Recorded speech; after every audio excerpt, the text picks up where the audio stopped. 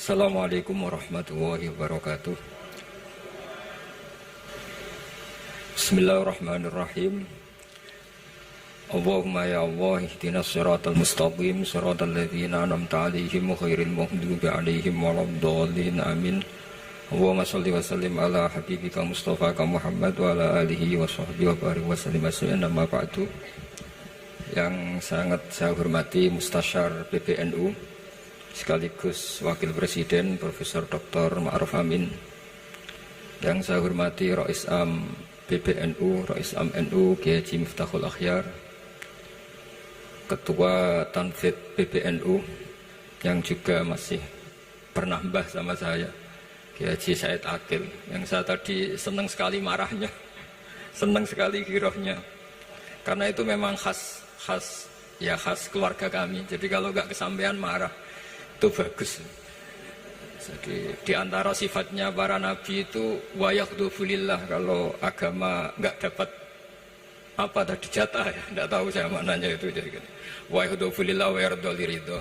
Semua yang saya hormati, ini ada Ibu Menteri Ibu Ida Fauzia, ada Gubernur Jatim Ibu Khofifah, yang sangat saya hormati keluarga besar Mbak Wahab Hasbullah. Di sini secara berurutan ada Nyai Mutmainnah, ada Nyai Mahfuzah, ada Nyai Hizbiyah, ada Nyai Mujidah. Yang sangat saya hormati Kiai Haji Hasib, Kiai Haji Rokib, semua yang saya hormati para santri, para alumni. Alhamdulillah tadi acaranya banyak sekali, jadi saya nanti ngaji insya Allah 15 menit. Karena menurut saya solusi bangsa ini itu mudah sekali kalau mau niru Mbah Wahab. Saya kemarin ditilihi Gus Hasib, saya tidak bilang bertamu, karena kalau tamu itu seakan-akan saya yang jadi tujuan, tapi niliilah karena beliau orang sepuh. Kemudian beberapa hari dikasih paketan buku beliau tentang Mbah Wahab, buku dari beliau tentang Mbah Wahab. Tapi sebetulnya saya tahu banyak tentang Mbah Wahab tanpa buku itu, karena Mbah Maimun guru saya, juga bapak saya Kiai Haji Nur Salim sering cerita. Kiai Wahab itu pedagang, juga ulama, juga politikus, juga pahlawan. Kita sebetulnya melihat itu sederhana, hanya sederhana dalam pikiran ulama.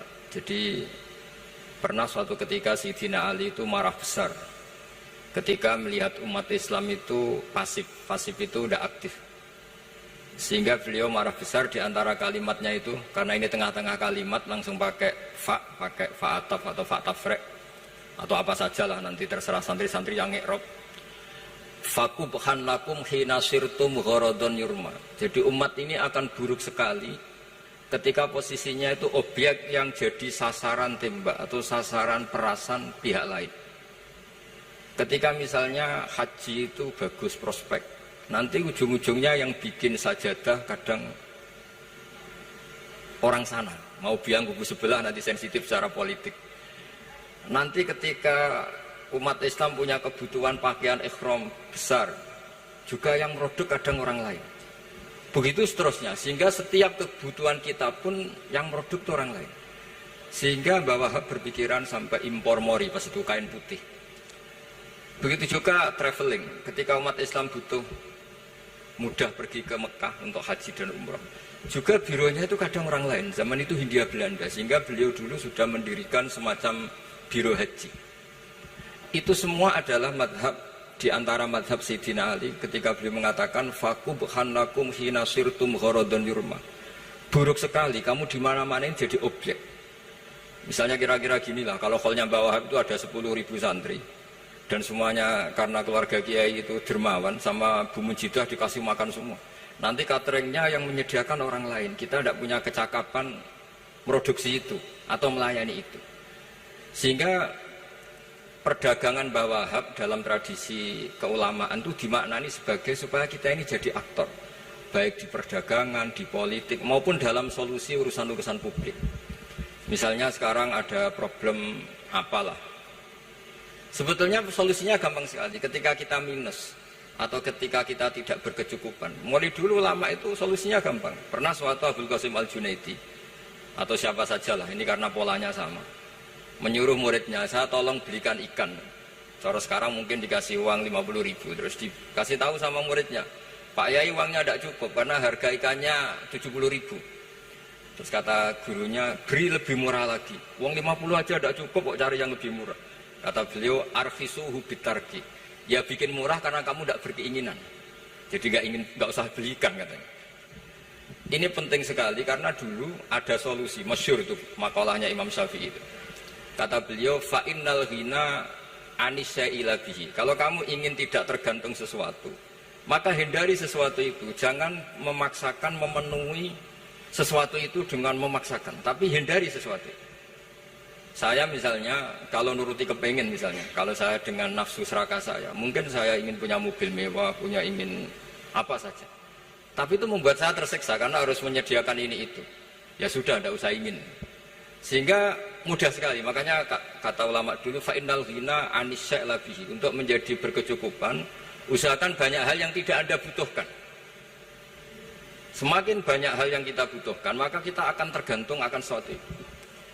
Makanya banyak ilmuwan, saya sering diskusi sama pakar-pakar sama ilmuwan. Apakah negara Amerika itu negara yang kuat? Banyak ilmuwan yang berpikir itu ilmuwan politik, bukan tasawuf. Berpikir negara paling lemah itu ya kayak Amerika. Karena semakin powernya kuat, ketergantungannya semakin kuat. Untuk memenuhi kebutuhan listrik harus begini, untuk kebutuhan minyaknya harus ini. Semakin kita kuat, maka ketergantungan akan sesuatu semakin banyak. Jadi ibarat orang yang punya Alphard sama yang enggak, kayak mana ya? Kayak yang enggak, karena kebutuhannya ada banyak. Artinya dalam kondisi krisis, ulama masih punya solusi, yaitu al-ghina itu anisya'la bihi. Jadi usahakan ketercukupan itu karena menghindari kebutuhan-kebutuhan yang tidak primer, yang tidak prinsip. Bukan memaksakan semuanya terpenuhi. Karena kita ini ulama. Dulu ketika sebelum ada negara, belum ada TNI, itu ulama punya cara untuk melawan Belanda. Karena mereka terbiasa punya loyalis, punya muhibbin, punya ghirah, punya strategi. Sehingga Belanda itu kesulitan ngadepi ulama. Apalagi mereka terus ke Mekah, ketemu komunitas internasional yang semuanya berfatwa bahwa penjajahan harus dilawan. Itu luar biasa. Belum ada negara, nggak ditopang negara, kemudian tetap bisa melakukan perlawanan. Coba kalau dulu ngelawan nunggu, wah saya mau ngelawan penjajah kalau saya diangkat jadi TNI, saya mau ngelawan kalau saya punya otoritas yang disahkan negara, itu ribet, negara belum terbentuk. Makanya ini saya tidak akan ngaji lama-lama, tapi saya akan cerita khas Mbah Wahab sesuai riwayat yang saya dapatkan dari guru-guru kami, bahwa beliau tadi seperti yang dikatakan Pak Said, membina dan menyebarkan NU kemana-mana tanpa uang proposal. Nggak kebayang saat itu proposal kepada siapa, negara sendiri masih susah. Lalu mau diajukan kemana? Terus yang mau tanda tangan itu ya siapa? Jadi yang saya tahu tadi, yang penting kita niru sesuai yang diidam-idamkan tadi Sayyidina Ali. Jangan sampai kalian itu menjadi gharadun yurma. Ada apa saja orang lain yang memikirkan labanya, kita yang jadi objek. Sehingga zaman itu kita terima kasih semua sama Mbah Hashim, sama Mbah Wahab. Karena ini zuriyatam ba'duha min ba'd. Kita tahu Mbah Wahab putra Mbah Hasbullah, punya ibu Nyai Fatimah, terus sampai Mbah Abdus Salam ya.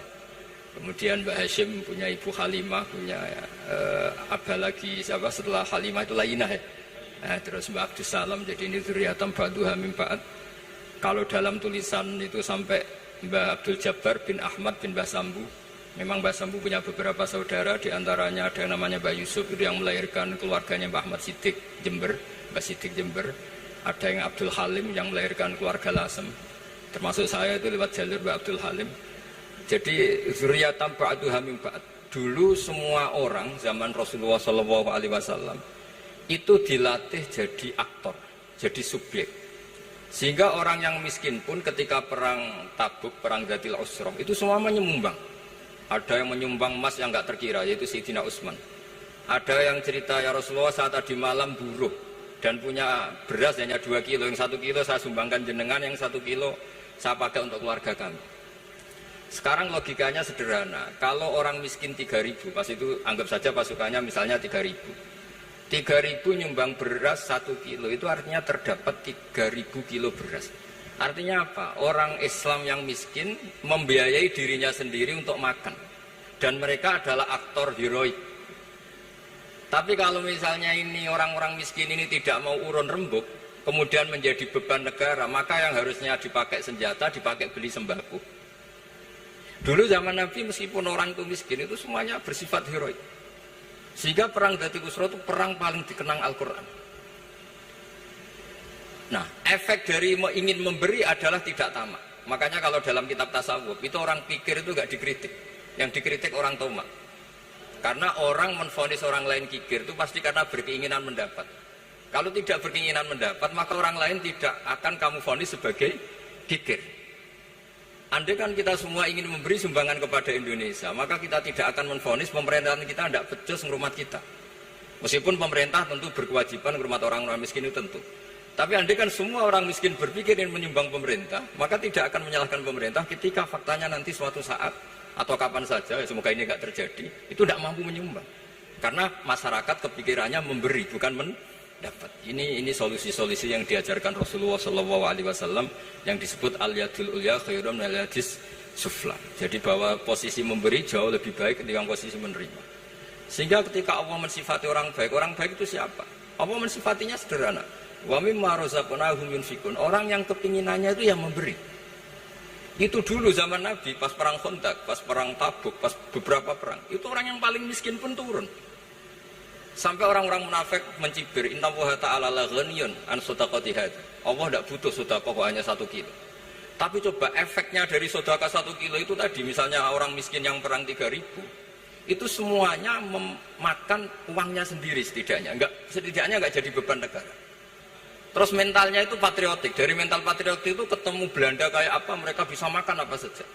Mulai ares gedang, mulai apa saja, yang penting halal. Karena mentalnya dari awal heroik. Tapi andai kan mereka mentalnya tomak, mungkin sudah mati. Karena, wah nunggu negara ngasih makan, proposal dulu, sedang mati. Tapi orang dulu enggak, karena heroik, inginnya memberi sehingga bisa mendapatkan solusinya sendiri. Ini solusi yang saya tawarkan sebetulnya ini Mudawwan. Artinya Mudawwan itu ada di beberapa kitab, lihat di beberapa tafsir istilah perang Dzatul Usra, perang Tabuk atau perang apa saja itu memang zaman itu susah sekali. Itu menjadi solusi utama adalah setiap orang ingin bermental patriotik. Nah, kalau sudah orang bermental patriotik itu gampang, ukur apa saja itu gampang. Karena tadi dari 3.000 atau 1.000 atau apa saja pasukan, sampai ada yang urun tadi beras 1 kilo, tapi 1 kilo itu menjadi satu watak, satu karakter bahwa bangsa ini inginnya memberi sama negara, sehingga negara ini mudah merdeka. Coba kalau semua orang miskin zaman itu bermental ingin mendapat, ribut proposal, nyalahkan ini, nggak didata miskin tersinggung, kan capek. Jadi ini memang zaman akhir ya, agak aneh, orang nggak didata miskin itu tersinggung. Kalau besanan nyari yang kaya, tapi kalau ada sumbangan nyari sebagai yang miskin. Jadi kalau tanya solusi khas ulama, kita belajar dari perang Dzatul Usra. Itu orang yang miskin semuanya urun. Nah, barokahnya urun itu kemudian mereka bermental patriotik. Barokahnya patriotik, yang kaya, yang miskin, yang pinter semuanya berkontribusi untuk menyumbang negara. Akhirnya negara ini bisa merdeka sebelum terbentuk TNI, sebelum terbentuk Polri. Karena tadi keinginan memberi, keinginan patriotik. Sehingga cerita buyut-buyut saya ketika Belanda atau apa Jepang, itu yang dicari di geladak saya itu ya kitab. Karena kitab ini dianggap sumber inspirasi mereka melawan Belanda. Dulu kita tahu masyarakat kita itu kalau ngerti Belanda itu dipanggil Doro, wis penjajah jadi diundang Doro. Itu kan terlalu dulu. Sehingga orang Arab itu kadang agak dengan tanda kutip mencibir kita. Kalau bahasakan negara jajahan itu mustakmarin, negara yang perlu rame, karena cara berpikir masih terbelakang. Wong penjajah kok dipanggil Doro. Terus ketika beberapa kiai melihat Belanda baik karena di alun-alun dikasih masjid gini-gini, sudah tidak berotak karena anggap Hindia Belanda itu baik. Baru ketika era beberapa ulama, ada Mbah Hashim, ada Mbah Hasbo, tadi kata beliau Dwi Tunggal tadi, terus ada fatwa resolusi jihad, sehingga mereka baru sadar bahwa Belanda itu ancaman. Kayak apa pentingnya ilmu, kayak apa pentingnya fikih. Karena di fikih jelas jihad untuk melawan penjajah itu fardu kifayah. Tapi jika musuh kadung ada di kita, maka itu fardu ain. Tidak lagi ada prasyarat harus lelaki, harus merdeka, enggak, perempuan pun harus terlibat. Sehingga kita punya pahlawan kayak Cut Nyadin, beberapa daerah Kartini. Itu ada di khazanah kitab-kitab fikih kita. Jadi kita tidak pernah kehilangan khazanah untuk menjawab muskilatus zaman, untuk menjawab problem-problem zaman. Tapi yang penting kita selalu ngaji, selalu belajar. Saya adalah orang yang sebetulnya tidak pernah ingin terkenal karena saya itu suka belajar. Cuma saya bikin pengecualian, mau diundang kalau pernah sepuh. Ternyata yang pernah sepuh itu banyak. Ini agak musibah bagi saya karena harusnya kiai itu ya dihormati, tapi gara-gara kalah sepuh digawe kongkonan. Saya ini kemana-mana digawe kongkonan. Jadi gayanya nasihati, tapi aslinya diperintah. Jadi tidak ada kerennya sama sekali. Saya di mana-mana posisinya al-makmur, diperintah. Tapi saya senang karena ilmu itu butuh konsensus. Andai kan saya tidak pernah ngaji di depan Mbah Mun, di depan bapak, di depan guru-guru, maka mungkin saya tidak pede atas bacaan yang saya baca. Karena saya tidak tahu ini benar apa tidak. Sehingga masyhur kalau dalam guyonan santri, ada orang tidak baca-baca kitab, cari kamus sampai mati tidak ketemu. Karena dia bacanya lam tarjiman. Wah itu cari di kamus sampai mati tidak akan ketemu. Bareng tanya gurunya, ini apa Pak Yai? Oh itu lam tarodaman. Lam tarodaman itu karena marjiknya mar'ah, orang ningali sapa mar'ah daman ing getih. Dia bacanya jadi satu lam tardiman. Dicari di kamus ya, sampai mati tidak akan ketemu. Makanya di guyonan-guyonan pesantren itu banyak katanya ada cerita orang mati karena satu titik. Jadi gurunya baca habbatun sauda dawaun min kulli da. Jadi dia kitabnya kelebihan apa? Titik. Jadi kelebihan titik dia bacanya itu hayatun sauda dawaun min kulli da. Nyari ular hitam, kobra, dipatuk mati, padahal sesuai resep kitabnya, karena kitabnya dia kelebihan titik hayatun sauda, artinya maknanya ular hitam, sementara tagnya mestinya habbatun sauda. Jadi kenaifan-kenaifan begini itu harus kita dandani, karena yang bisa, kata Pak Said tadi, yang bisa itu kita cari kebenaran dari mana. Kita itu ya pokoknya ulama lah, tidak harus NU, tidak harus Muhammadiyah, pokoknya ulama yang wasatiyah. Itu nanti terus gimana yang wasatiyah itu kayak apa, tapi jelas ulama. Karena dulu zaman, kalau kita fair secara sejarah dulu ya Mbah Wahab ya dekat Mas Mansur, dulu Mbah Hashim ngaji sama Mbah Ahmad Dahlan sama-sama di Mbah Soleh Darat, ketika di Mekah ya sama-sama ngaji di Syekh Khotim Minangkabau. Jadi kalau era beliau itu ya memang dulu perbedaan itu nggak ada masalah, karena perbedaan itu bawaan visi. Saya belajar usul fikih di antara yang diceritakan di buku-buku Mbah Wahab, beliau itu ahli usul fikih. Sementara Ki Bisri itu suka fikih mateng. Sehingga memang ada perbedaan antara fikih mateng dan usul fikih. Saya beri satu contoh. Ini guyonan tapi nanti di usul fikih nanti kelihatan. Di usul fikih itu ada ilmu namanya tangkihul manat. Ketika Nabi sama-sama menyebut sesuatu, sebetulnya ada benang merah di situ, tidak sama persis. Misalnya begini, Ja'a a'rabiyun ila Rasulillah sallallahu alaihi wasallam. Faqala ya Rasulullah ahlaktu. Wa ma ahlaka qal waqatu imraati fi nahari Ramadan. Ya Rasulullah, saya ini orang yang rusak karena saya berhubungan intim dengan istri saya di ketika Ramadan. Terus Nabi ngendikan, ya sudah kamu harus merdekakan budak, saya tidak punya ya Rasulullah. Ya sudah kamu puasa 2 bulan berturut-turut. Kata beliau, puasa baru sehari saja kecelakaan apalagi 2 bulan. Karena kamu orang Arab lah, orang Arab itu, jadi cerita ini di Arab kita. Terus, ya sudah kamu sedekah sama 60 orang miskin. Saya ini orang paling miskin. Susah kan menghadapi orang miskin seperti ini. Nah, pertanyaannya secara usul fikih, menurut mazhab Syafi'i, sanksi berat itu hanya untuk yang berhubungan suami istri. Sehingga kalau membatalkannya pakai rokok, pakai minum, pakai makan, tidak kena sanksi seberat itu. Masuk akal kan, karena memang hubungan suami istri dalam banyak hal, misalnya haji, itu ifsad, yang benar-benar ifsad, bisa merusak haji secara total. Tapi menurut Imam Malik, pikiran Imam Syafi'i itu dianggap aneh. Loh ini hubungan suami istri itu statusnya mubah, sesuatu yang boleh. Maka semua hal yang boleh tapi merusak kehormatan Ramadan, maka ketentuannya sama. Yaitu misalnya nggak sakit, nggak apa, pagi-pagi nyate. Wah itu kan melecehkan Ramadan, nggak sakit, nggak apa, kok pagi-pagi nyate. Perlu dicatat karena hubungan suami istri itu sesuatu yang boleh. Berarti kalau yang boleh merusak Ramadan hukumannya berat, makan yang statusnya boleh juga hukumannya berat. Itu dulu bapak saya ketika bikin analogi itu mau cerita sederhana gini. Hak di sini ono santri ya goblok, kandanane aneh. Istrinya lapor ke kiainya, Pak Yai, santri jenengan kalau sama istri sering mukul itu nabok pakai tangan. Santrinya dipanggil kan alumni, kamu jangan sering mukul istri kamu gini-gini. Iya Pak Yai, njeh. Suatu saat 2 minggu istrinya lapor lagi, sekarang tidak nabok Pak Yai, nyaduk. Karena yang dilarang hanya nabok. Dipanggil kiai, lo kamu katanya masih sering nyaduk istri kamu. Yang dilarang kan mukul, sekarang nyaduk. Kapan-kapan meludahi. Nah, artinya di usul fikih dijelaskan bahwa makna haramnya naboi adalah hurmatul idza, haramnya menyakiti. Maka nyaduk sama, meludahi sama, menerlantarkan sama. Itu dulu bahwa ahlinya bikin usul fikih seperti itu.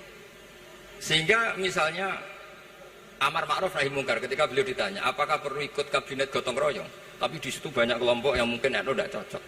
Pikirannya kayak harus ikut, justru ikut benahi dari dalam.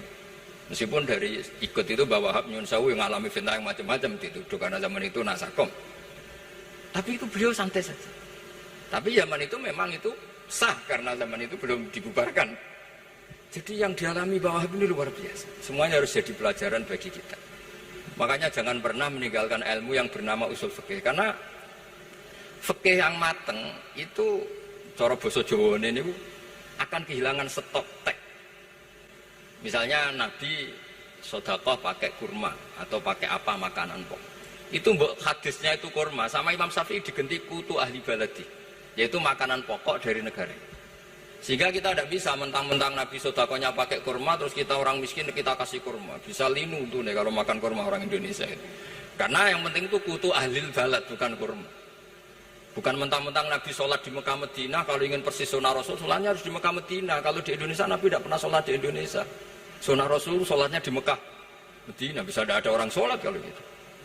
Jadi ada ilmu yang namanya tangkihul manat, yang harus ditiru itu sisi mananya. Nah dalam konteks Arabi tadi terus kemudian ada dibuang, Ja'a Arabion, kata Arabi itu dibuang.